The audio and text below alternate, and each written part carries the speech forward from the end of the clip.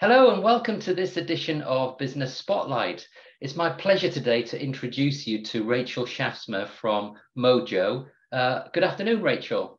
Hi, Natalie.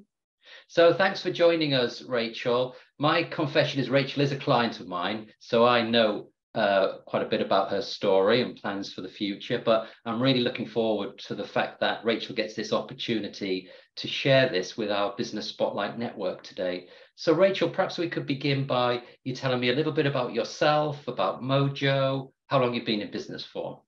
Yeah, great. So as Natalie mentioned, I'm Rachel. I'm one of the co-founders of Mojo. We're a data strategy consultancy who help businesses move from just having data in their business to using that data to deliver a better impact to their business. Mojo has been going for 4.5 years, but my career spans almost 25 years of working in different data strategy roles within both agencies and consultancy, working with very large enterprise data sets such as Argos, Jaguar, EasyJet, helping those businesses use their data more efficiently. In setting up Mojo, we wanted to make that data strategy thinking accessible to SMEs and large organizations who haven't necessarily got the same budgets as those big enterprise clients or the same in-house expertise to really make use of their data to the best of its abilities, really. So part of Mojo's mission really is to help those SMEs and large businesses really get better value from their own data. Great. And Rachel, how long have you been in business for? So Mojo for 4.5 years. 4.5 years. Right. Great. Thank you for that. So Rachel, what do you believe helps you stand out or makes you stand out in your sector and from your competitors? I think one thing that we do probably differently to others is that we start very much top down, looking at the business that we're working with and those business ambitions and how data can be used to support those ambitions. I think probably a lot of our competitors start with the data asset and the technology to then make data presentable and accessible and then work out what can be done with it. We go very much that top-down view, which I think is quite a distinction. The other thing that I think makes us stand out is our data strategy expertise. This is often a gap in both suppliers and agencies such as Mojo, but also within client businesses as well. There's often a business user and a very technical user or an IT department, but there's not that translation in the middle. So our skill set really helps bridge that gap between those two departments, which isn't something that's necessarily really showcased a lot in other suppliers and other competitors to ourselves. Great. Yeah, I can see and know how that does differentiate. So that's great.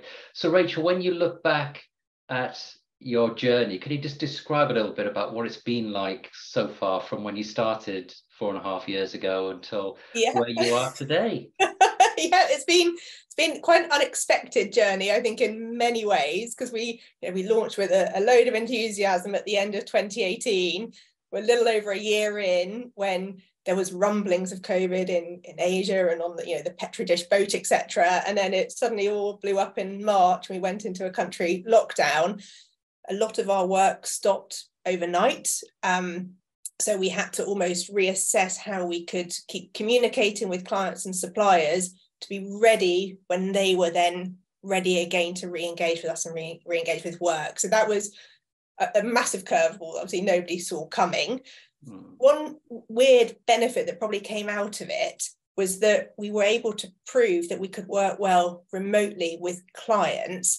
And so actually we were able to pick up some work from clients who aren't in our geographical location and still deliver that high quality of work that we're known for without meeting face to face, which for us has really expanded our prospect pool, if you like, as to who we can work with, because we're not limited by geography. And that was something that we hadn't really considered before, because we'd always worked really within, I guess, London and the southeast. It's great, isn't it, how those can have both pros and cons, that whole experience you've been through. That's wonderful. So Rachel, when you're looking forward to the future, what aspirations do you now have for the business, and also what are the challenges that you foresee could come up? Okay, start first with the aspirations. We're working with you and with Action Coach.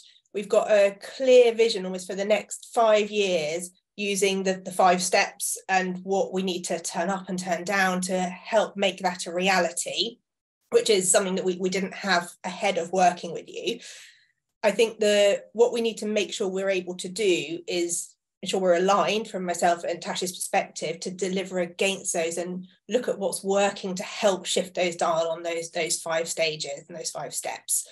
The biggest risk is probably our risk profiles, I would say, that we are naturally more cautious than probably somebody that you would perceive to be a natural entrepreneur maybe. And I think we need to sometimes just step outside of that and take some bigger risks to see what the possibilities will be. Love that. Yeah. Obviously your coach is helping with that. Yes, definitely. So that's wonderful. I'm going to lose my next question at that rate. So actually, I'm going to come on to, so now if you then look back as well, what would you say is your biggest lesson that you've learned so far, if you were to just choose one? Okay. When we launched Mojo, I went into it as a technician, who's somebody that's really good at their job, loves their job, and knows what they're doing. I hadn't realised at the point of launching Mojo that actually that's only a really small part of the job. That setting up a business and running a business is a massive other area with so many different hats to wear that I had never really been exposed to before. So for me, that's probably my biggest learning is don't go into launching a business thinking you'll be doing your technician job, because actually that's one small part of it. You need to learn all these other skills and techniques and wear multiple hats at different times. And I feel like I'm still only really touching the surface. There's still so much more to learn because I haven't done it before. I think that's an experience a lot of people have. They start their businesses because of their technical expertise, as you say, but there's this whole re-education, isn't there, that's needed about how do you become a business owner? Yes, and they're very different. They're very different. It's not an overnight thing, is it? And it's a gradual process of turning who you are. So no, that's wonderful. And if on a slightly similar theme, but if we were to put you in a time machine and take you back to meet Rachel at 18, what's one piece of advice that you would give 18-year-old Rachel about being in business or starting up? I mean, you've already mentioned something wonderful there already, but is there anything specific that you can think about? I think it's probably just to take more risks. I've always been a very rational, logical thinker. I sort of, I map out pros and cons and I make the most sensible decision in the majority of cases. And I think I would say to myself at 18, just to, take more risks and within reason, and see what might happen, because you don't know what trajectory your path may take without being open to different opportunities and open to maybe making decisions that you wouldn't necessarily have made based on a spreadsheet and an outcome. Yeah, absolutely. So Rachel, a lot of experience of the business and life so far, and obviously great plans for the future, including taking more risk. Yeah. What is going to inspire you to keep going, or does inspire you to keep going? I think it's the art of the possible. We're shaping Mojo almost as we go. So Mojo today is probably quite different to how it was when we launched in 2018. And I think that will continue. So it's being open to almost that art of the possible as to what might be. From a personal perspective, the thing that motivates me most is probably my family. I'm a mum to 3 daughters. I like that they see me in a career that I have chosen that gives me, gives me flexibility, gives me financial independence, all positive role models in my view for 3 children, 3 daughters especially, of seeing that in their parents. Wonderful. So then lastly, Rachel, is there any news you want to share about the business?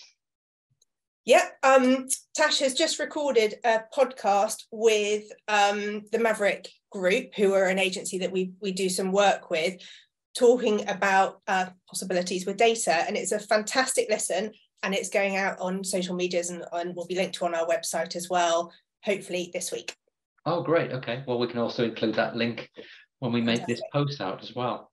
That would be great. So Rachel, you're very welcome. And Rachel, it's been a real pleasure talking to you in this kind of version of getting to understand you a little bit on Business Spotlight. So thanks so much for sharing, your experience and your plans for the future. I know you're going to do extremely well, and I'm going to let you get on with your day. So thank you. Fantastic. Thanks, Natalie.